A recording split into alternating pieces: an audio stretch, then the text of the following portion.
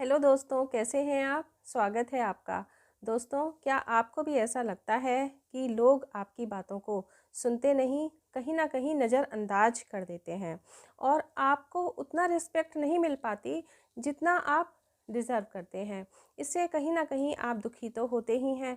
अब दोस्तों यहाँ पर आपको एक बात तो माननी पड़ेगी कि कुछ कमियाँ तो हैं आपके अंदर, जिसकी वजह से आपको वो रिस्पेक्ट नहीं मिल पाती, वो वैल्यू नहीं मिल पाती। अब वो कमियाँ क्या हैं? उन्हें आपको अपने अंदर से पहचानना है और उन्हें खुद से दूर करना है।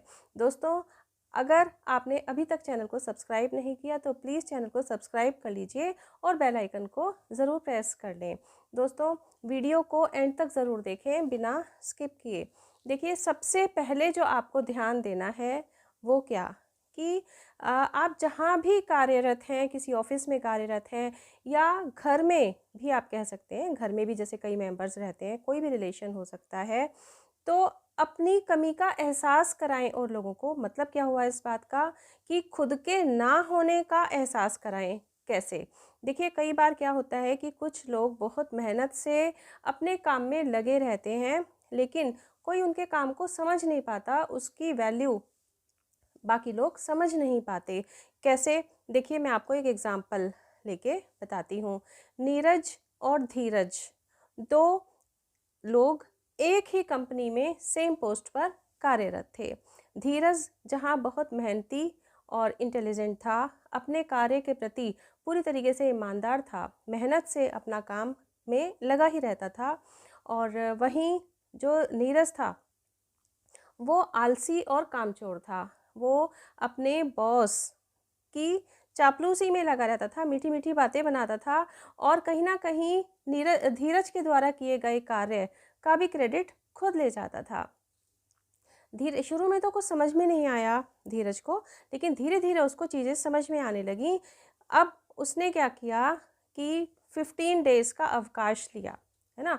उसने 15 दिन की छुट्टी ली और पीछे से जब 15 दिन की छुट्टी हो गई, अब अच्छे से समझ में आ गया बॉस को भी जब काम नहीं होते थे, दिक्कतें आने लगीं, तब एक्चुअली एहसास हुआ इस बात का कि धीरज के काम की कितनी वैल्यू थी, जिसको वैल्यू नहीं दी जा रही थी और बॉस को ये बात समझ में आ गई कि नीरज क्या करता था और धीरज क्या करता था। और इस तरह से जब 15 दिन की छुट्टी के बाद धीरज अपने ऑफ़िस पहुंचा, तो बॉस का जो बिहेवियर था धीरज के प्रति वो पूरी तरह से बदल चुका था, क्योंकि बॉस को धीरज की वैल्यू समझ में आने लगी थी। तो दोस्तों, इस तरह से अगर आप मेहनत करते हैं और आपकी मेहनत को वैल्यू नहीं मिल रही है, तो आपको अपने ना होने का एहसास ज़रूर कराना चाहिए। इसमें कहीं कोई गलत बात नहीं है। हाँ, अपनी कार्यकुशलता में आप कमी ना रखें।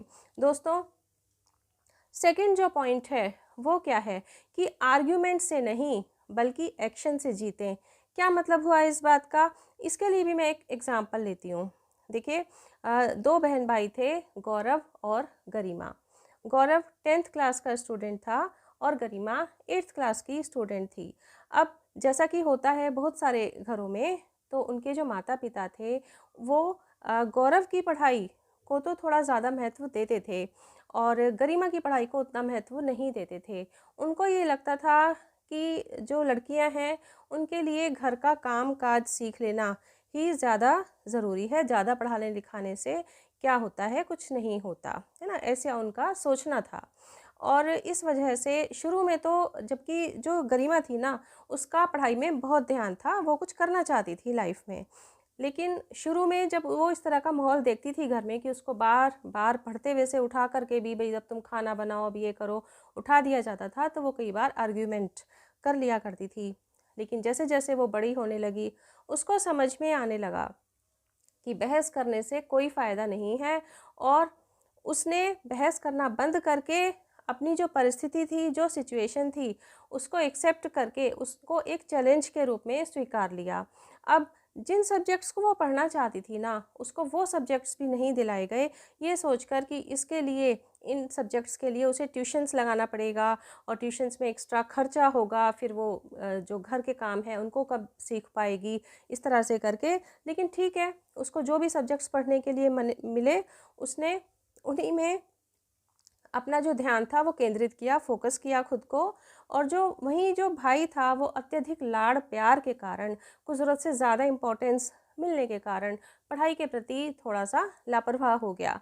अब रिज़ल्ट क्या आया इस चीज़ का कि महंगी पढ़ाई के बावजूद भी जो गौरव था भाई, वो उतना अच्छा नहीं कर पाया, अपना करियर उतना अच्छा नहीं बना पाया।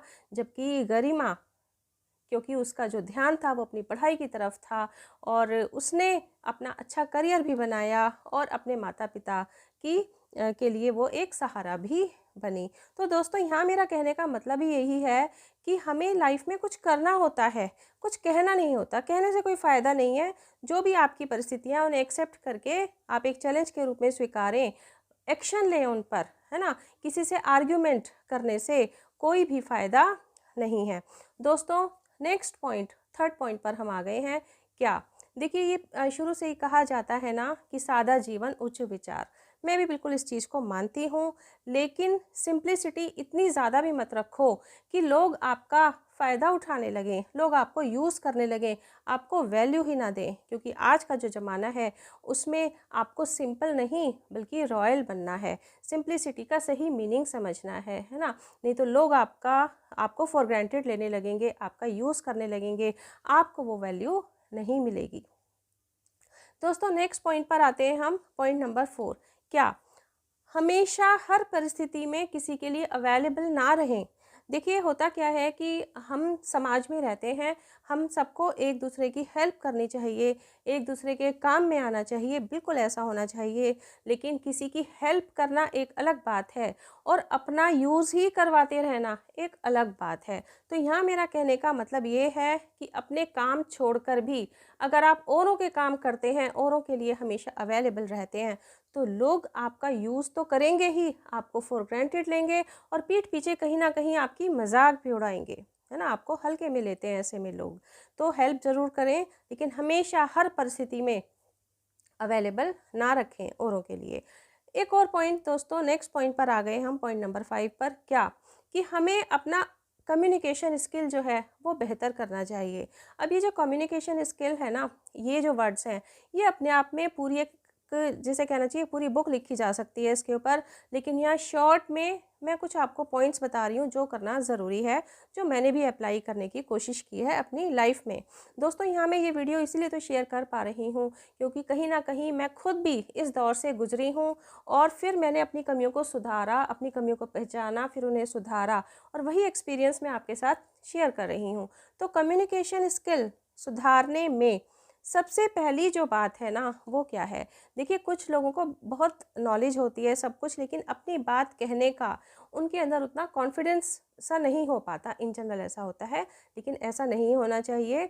आपको अपनी बात औरों के सामने कहना भी आना चाहिए। हाँ, उसकी आपको कहने से पहले पूरी नॉलेज उस विषय में होनी चाहिए। दोस्तों, इसी में जो सेकंड पॉइंट है कम्युनिकेशन स्किल में, वो क्या? कि आपकी जो भाषा है वो संयत होनी चाहिए और उसमें जो भी आप शब्दों का प्रयोग करते हैं वो स्पष्ट शब्द होने चाहिए। तीसरा, देखिए, यहाँ इसी में मैं एक चीज़ और कहना चाहूँगी, यही जो भाषा संयत वाली मैंने बात की है, इसी में एक बात और मैं कहना चाहूँगी कि कुछ लोग इतनी तेज़ तेज़ आवाज़ में बातें करते हैं, एक तरीके से, मतलब ऐसा बहुत ही ज़्यादा उनका मतलब डोमिनेशन नज़र आता है। तो जो लोग होते हैं जो उनकी बातें सुनते हैं, तो वो उनसे कटने लगते हैं, दूर होने लगते हैं, क्योंकि उनको उनका एक डोमिनेशन बातों में नज़र आने लगता है। तो वो उसको उस तरह की बातों को पसंद नहीं करते। तो आपकी जो भाषा है ना, वो एक सही वॉल्यूम वाली होनी चाहिए, ना तो इतनी धीमी होनी चाहिए कि कोई आपकी बात सुन ही ना पाए और ना ही इतनी तेज़ होनी चाहिए कि सबको लगे कि ये हमारे ऊपर हावी हो रहा है। इसके अलावा दोस्तों, कम्युनिकेशन स्किल में ही एक बात और आती है कि आप एक अच्छे लिसनर बने। आपसे जो कोई सामने कुछ कह रहा है ना, जो भी बातचीत हो रही है, आप उनकी बात को धैर्य के साथ सुने। और अगर आपको उस बात के विषय में कुछ कहना भी है ना, अपनी जो रिएक्शन आपको कहनी है, तो जब वो अपनी बात पूरी कर लें तब उसके बाद आप अपनी बात कहें, बीच में बात ना काटें।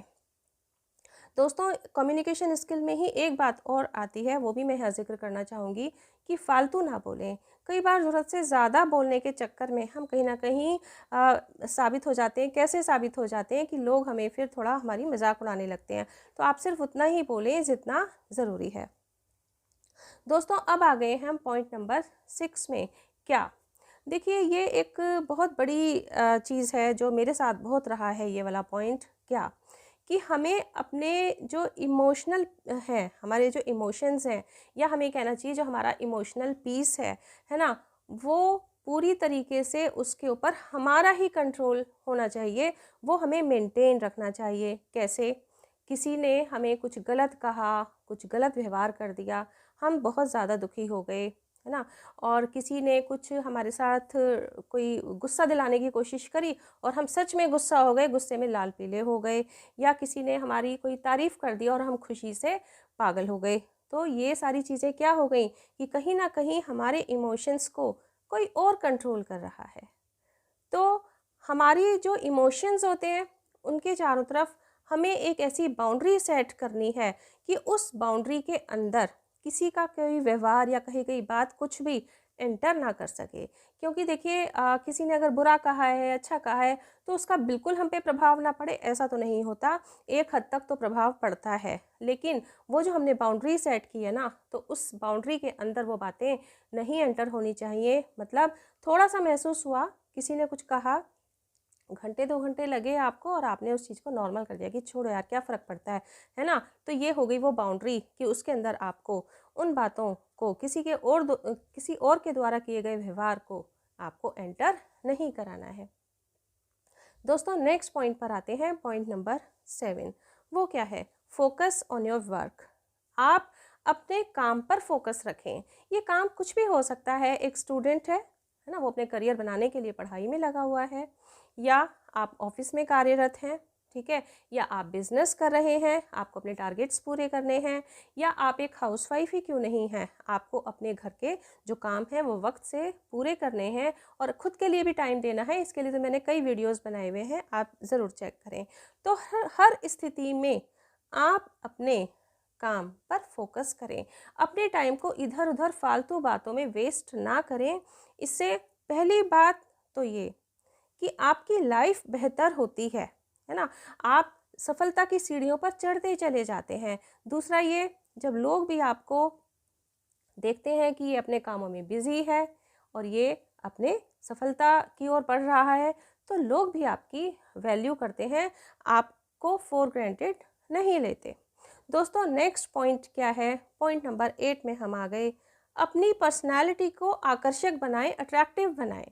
पर्सनैलिटी को अट्रैक्टिव बनाने के लिए आपको क्या क्या करना है, ये भी अपने आप में एक पूरा सब्जेक्ट है, लेकिन यहाँ जो कुछ ज़रूरी छोटी छोटी बातें हैं वो मैं आपको बता रही हूँ। क्या? सबसे पहले तो खुद को फिट और हेल्दी रखें। खुद को फिट रखना, खुद को हेल्दी रखना, ये सब के लिए इम्पॉर्टेंट है। चाहे कोई मेल है या फीमेल है, बच्चा है या कोई बड़ा है, हर किसी के लिए, चाहे आप होम मेकर हैं, चाहे आप ऑफिस में कार्यरत हैं, हर किसी के लिए इम्पॉर्टेंट है। खुद को फिट रखें, हेल्दी रखें। कैसे रखना है? इसके बहुत तरीके हैं। आपको किस तरह से एक्सरसाइज करनी है, अपना रूटीन कैसा रखना है, अपना खान पान कैसा रखना है, बहुत सारी बातें आती हैं इसमें। दोस्तों अपनी पर्सनैलिटी को अट्रैक्टिव बनाने के लिए जो नेक्स्ट पॉइंट है वो भी अपने आप में कम इम्पॉर्टेंट नहीं है। क्या? देखिए कुछ लोग सोचते हैं कि मतलब कपड़े पहनने से क्या होता है, मतलब किस कपड़े आपने कैसे पहने हैं कैसे नहीं, उससे क्या फ़र्क पड़ता है, हमें तो सिंप्लिसिटी से रहना चाहिए। एक हद तक सही है वो बात, लेकिन हर स्थिति में, चाहे आप घर में रहते हैं चाहे ऑफिस में रहते हैं, आपका ड्रेसिंग सेंस भी अपडेट होना चाहिए, अच्छा होना चाहिए। क्योंकि आप भी तो अपने ऊपर देखिए, जब आप किसी से मिलते हैं और उसने कैसे कपड़े पहने हुए हैं कैसे नहीं, क्या आपको फ़र्क नहीं पड़ता? पड़ता है ना फ़र्क। तो इसी तरह से जब आपका ड्रेसिंग सेंस कैसा है, जब कोई आपसे मिलता है तो उसके ऊपर भी फ़र्क पड़ता है। और किसी और को ही क्यों लेना, आप खुद को जब शीशे में देखते हैं ना, मिरर में देखते हैं कि आपने अच्छे कपड़े पहने हैं, यहाँ अच्छे से मेरा मतलब ये बिल्कुल भी नहीं है कि आपने जाना है और बहुत महंगे महंगे कपड़े खरीद लेना है, ऐसा बिल्कुल भी नहीं है। आजकल तो हर तरह के ऑप्शंस आप मार्केट में अवेलेबल हैं, है ना? तो जब आप खुद को भी देखते हैं अच्छे रूप में, तो आप सबसे पहले तो खुद को ही मोटिवेट पाते हैं। दोस्तों इसके अलावा क्या है कि जो मैंने पॉइंट बता रही हूँ ना, अपनी पर्सनैलिटी को आकर्षक बनाएं, इसी में एक पॉइंट आता है कि औरों के मैटर में कभी भी खुद को ना उलझाएं, कभी किसी के पचड़े में ना पड़ें, किसी के झगड़े में ना पड़ें।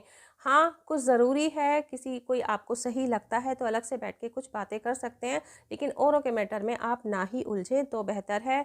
आप लोगों के लिए एक हंसी का पात्र बन जाते हैं और ख़ुद को डिफ़िकल्ट सिचुएशन में भी डाल लेते हैं।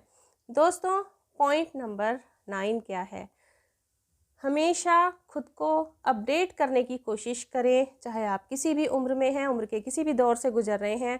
हमेशा ये ना सोचें अब हमारी इतनी उम्र हो गई है, अब क्या करना। आप हर जो नई टेक्नोलॉजी है उससे खुद को कनेक्ट करने की कोशिश करें। यही नहीं, जो लेटेस्ट जो भी आपका ड्रेसिंग सेंस है, जैसे मैंने अभी ड्रेसिंग सेंस की बात की, तो अभी जो नया क्या चल रहा है उसको भी थोड़ा थोड़ा अपनाने की कोशिश करें और अपनी नॉलेज को भी अपडेट करें हर चीज़ में। जैसे कुछ होती है ना कि जो होम मेकर्स होती हैं वो कहती हैं क्या करना है करके, और वो नहीं ध्यान देती हैं इन चीज़ों पर। तो आप भी न्यूज़पेपर पढ़ें या टीवी पर न्यूज़ या किसी भी तरह से आप नई नई दुनिया में क्या हो रहा है उन जानकारियों को ज़रूर हासिल करें। दोस्तों, हम आ गए हैं 10th पॉइंट पर, लास्ट पॉइंट पर। बहुत इम्पॉर्टेंट है। क्या? बड़बोलेपन से बचें। ये बड़बोलेपन से क्या मतलब है? देखिए, कुछ लोग अपना रौब दिखाने के लिए खुद को बहुत ये दिखाते हैं कि भाई मेरी तो वहाँ अप्रोच है, मेरी तो इतनी इतनी अप्रोच है। जैसे होता है ना कि किसी कोई जॉब में है, उसको सपोज़ ट्रांसफ़र का मसला है, या किसी के बच्चे का किसी अच्छे स्कूल में या कहीं कॉलेज में एडमिशन की बात है, तो कुछ लोग होते हैं कहते हैं अरे जब ज़रूरत पड़ेगी ना हमें बताना, हमारी तो इतनी इतनी ऊंची अप्रोच है ना, हम आपका काम चुटकियों में करा देंगे। और जब वो वक्त आ जाता है, जब उनकी ज़रूरत पड़ती है ना, तो सामने वाला कहता है कि भाई आप हमारा प्लीज़ ये काम करा दीजिए, तब वो बगले झांकने लगते हैं, क्योंकि उनकी एक्चुअली कोई अप्रोच थी ही नहीं। वो तो सिर्फ रौब दिखाने के लिए इस तरह के बड़बोलेपन का यूज़ कर रहे थे। तो इस तरीके के बड़बोलेपन को जब आप करते हैं, जब इस तरीके का बड़बोलापन आप दिखाते हैं, तो आप खुद को भी डिफ़िकल्ट सिचुएशन में डाल लेते हैं। और जो लोग हैं, है ना, तो वो भी फिर आपकी वैल्यू नहीं करते कि अरे यार इसको तो बोलने का ही काम है, फालतू का काम वाम, इसको कुछ करना नहीं है। तो इस तरीके से वो भी फिर आपकी वैल्यू नहीं करते। दोस्तों, ये जो भी पॉइंट्स बताए मैंने अपनी लाइफ में अपने एक्सपीरियंस के आधार पर ही आपसे बताए हैं। सारे पॉइंट्स 10 के 10 पॉइंट्स, इनमें से अगर आप 1-2 पॉइंट्स को भी शुरुआत में अप्लाई करना शुरू करें तो आप अपनी ज़िंदगी में बहुत बड़ा एक चेंज महसूस करेंगे। दोस्तों, मुझे पूरी उम्मीद है आज का वीडियो आपको ज़रूर अच्छा लगा होगा। कुछ भी अच्छा लगा हो तो एक लाइक ज़रूर करें, फ्रेंड्स और रिलेटिव्स के साथ शेयर करें, चैनल को सब्सक्राइब करें, बेल आइकन को ज़रूर प्रेस करें। मिलते हैं दोस्तों नेक्स्ट वीडियो में। Till then bye bye. अपना ध्यान रखें, अपने अपनों का ध्यान रखें।